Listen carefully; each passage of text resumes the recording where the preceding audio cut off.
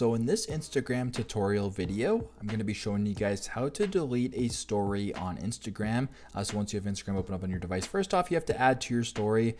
So to add to your story, go to the bottom left, press on the the home icon, then go to the top left, see where it says add story. Now you can add whatever story you want. So if I wanted to create just from a recent camera roll, this story right here, and I will just type in "this is my story."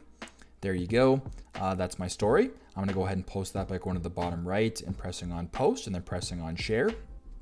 So now I have posted successfully on my story. So as you can tell, this is my story. Now to delete the story, it's actually pretty simple. To simply just press on your story again, go to the bottom right and press on where it says more, the three dots. Then go to where at the top where it says delete in red, press on delete. Then it says delete this story, blah, blah, blah. You can just press delete if you want where it says red.